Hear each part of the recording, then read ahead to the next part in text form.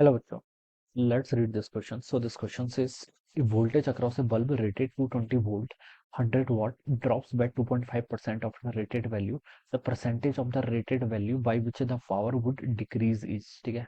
हमें बताना है कि कितने रेट से आपकी पावर डिक्रीज होगी, ये बताना है, ठीक है। परसेंटेज बताना है बेसिकली, ठीक है। तो देखिए इस क्वेश्चन का की कॉन्सेप्ट बच्चों क्या लिख सकते हैं आप यहाँ पर। इस क्वेश्चन का की कॉन्सेप्ट आप लिख लीजिए, percentage power power power rating लिख लीजिए। क्या लिख लीजिए? पावर लिख लीजिए, फिर पावर रेटिंग भी लिख सकते हैं, ठीक है, दो सेम ही, ठीक है। पावर रेटिंग डिफरेंट होता है, सॉरी, ठीक है। पावर रेटिंग देखिए क्या होता है। पावर रेटिंग होता है, देखिए आपकी कोई भी इलेक्ट्रिकल अप्लायंसेस है उनमें आपकी दो चीजें लिखी होती हैं, एक होता है पी और एक चीज होती है आपकी वी लिखा होता है, ठीक है। यानी कि जैसे ऐसे लिखा होता है, जैसे 100 वाट और 220 वोल्ट लिखा है, जैसे यहाँ पर दे रखा है, ठीक है, बल्ब है, बल्ब की रेटिंग इतनी देर की है, ठीक है। तो इसका कहने का मतलब ये है कि अगर हम इसको 220 वोल्ट की सप्लाई देंगे, ठीक है, इंडिया में जो हाउस होल्ड इलेक्ट्रिसिटी होती है वो उसकी 220 वोल्ट होती है, ठीक है। वीआरएमएस जो होता है उसका वो 220 वोल्ट होता है, ठीक है।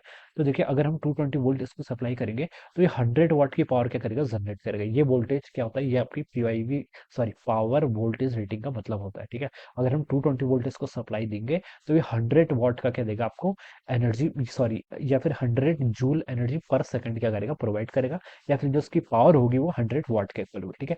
ये एक्चुअल मीनिंग होती है किसकी, पावर रेटिंग की, ठीक है। अब पावर रेटिंग से आप क्या क्या पैरामीटर्स डिफाइन कर सकते हैं। जैसे आपको देखिए यहाँ पर वी गिवन है, आपको पी भी गिवन है, तो आप यहाँ से ये बता सकते हैं पी इजिकल टू कितना होता है, वी स्क्वायर बाय आर। तो यहाँ से आप रेजिस्टेंस निकाल सकते हैं, तो आप अदर पैरामीटर भी सॉल्व कर सकते हैं इसकी हेल्प से, ठीक है।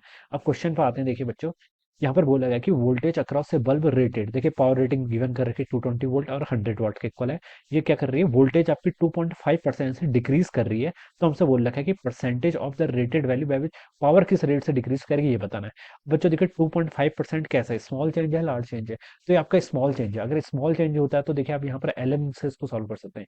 Power is equal to V square by R होता है, ठीक है। आप दोनों साइड एल एन ले लीजिए। अगर चेंज फाइंड आउट करना है ना कभी भी, तो आप एल एन ले लीजिए, मतलब कभी भी ट्रू नहीं है। ये आपका ऑलवेज स्मॉलर परसेंटेज के लिए ट्रू रहता है, ठीक है। अगर लार्जर होता है 10% या फिर 20% होता है, ठीक है, 5% से भी ऊपर होता था, अभी भी हम वाला फार्मूला यूज करते, फिर कैसे सॉल्व करते हैं इसको, फिर हम इसको ऐसे सॉल्व करते हैं। पी इजिकल टू, देखिए पहले पावर लिखते, फिर हम वी प्लस डेल्टा वी जितना का चेंज हो रहा है डिवाइडेड बाय आर, ऐसे करके इसको सॉल्व करते हैं, ठीक है। ये वाला प्रोसीजर सॉल्व करते हैं। लेकिन अगर परसेंटेज आपकी स्मॉलर होती है फिर तो आप डायरेक्ट लगा सकते हैं ऐसे, ठीक है। फिर आप क्या लिख सकते हैं, यहाँ पर डायरेक्ट लगा सकते हैं, ओके।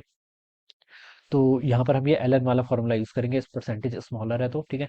अब एल एन ले लेंगे तो देखिए यहाँ पर कितना रहेगा आपका, L N of V square by R के इक्वल हो जाएगा, ठीक है, राइट लेफ्ट साइड पर।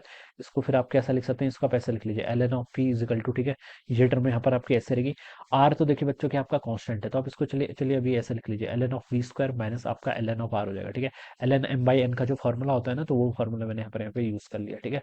अब इसको डिफरेंशिएट कर लीजिए, एल एन पी कितना होता है आपका, 1/p के इक्वल होता है, पी के रिस्पेक्ट में कर रहे हैं तो डेल्टा पी ऊपर आ जाएगा। एल एन वी स्क्वायर, ये टू आपका बाहर आ जाएगा, ठीक है। V L N V square, L N M to the power N का जो फॉर्मूला होता है, ये हमने लॉगरिथमिक चैप्टर में पढ़ा हुआ है क्लास 11th में, ठीक है। एन एल एम एम के इक्वल आता है, ठीक है। तो टू बाहर आ जाएगा, एल एन वी हो जाएगा, एल एन वी का डिफरेंशिएशन कितना होता है, 1/v, और डेल्टा वी के रिस्पेक्ट में तो ऊपर आ जाएगा माइनस। आर तो कांस्टेंट है ना, आर पे तो कोई चेंज नहीं किया, वोल्टेज और पावर का चेंज है, तो ये टर्म आपकी जीरो हो जाएगी इसका डिफरेंशिएट करेंगे तो ये रिजल्ट आपके पास यहाँ पर से इतना हो जाएगा, डेल्टा पी बाई पी किसके इक्वल होगा, 2 times delta B by B, ठीक है। अब मुझे यहाँ पर दे रखा है कि पावर जो हो रही है, सॉरी, वोल्टेज आपकी ड्रॉप कर रही है, यानी कि परसेंटेज चेंज दे रखा है, 2.5% बोल रखा है। ये तो आप फ्रैक्शनल है, तो आप इसको 100 से मल्टीप्लाई कर लीजिए फिर, ठीक है। ये आपको परसेंटेज चेंज बताता है, ठीक है। ये आपको क्या बताता है, परसेंटेज चेंज बताता है यहाँ पर, ठीक है। अब बोला क्या गया है कि जो वह है वोल्टेज ड्रॉप है वो 2.5% से क्या कर रही है, आपकी ड्रॉप कर रही है, ठीक है। 2.5% से क्या कर रही है, डिक्रीज कर रही है, ठीक है। तो देखिए डेल्टा वी बाई वी की बाई 100, इसकी वैल्यू आपकी -2 ड्रॉप हो रही है ना, इसलिए माइनस का साइन भी यूज करेंगे, तो यहाँ पर कितना आएगा, -5%। तो जो आपकी पावर होगी वो क्या 5% से ड्रॉप होगी, या फिर इस स्टेटमेंट को ऐसा बोला जाएगा, पावर का जो चेंज है वो कितना है आपका, -5 का है। या फिर जो पावर ड्रॉप हो रही है, अगर ड्रॉप वर्ड बोल दिया फिर माइनस साइन को हम हटा सकते हैं, तो वो 5% के इक्वल आएगा। यहाँ पर बोला गया कि पावर वुड डिक्रीज, डिक्रीज मतलब इसने माइनस साइन को कंसिडर कर लिया, तो 5% इसका आंसर होना चाहिए, जो कि सी ऑप्शन पे गिवन है, ठीक है। So this would be the answer of this question, alright. इसमें बस ध्यान रखने वाली चीज ये है कि अगर परसेंटेज स्मॉल होगी तभी हम इस एल एन वाले तरीके से सॉल्व कर सकते हैं। अगर स्मॉल परसेंटेज नहीं है, लार्जर है, फिर हमको हमें इसको प्रॉपर तरीके से सॉल्व करना पड़ेगा, ठीक है। This would be the answer. So I hope you are understood this concept. All the best and thank you so much.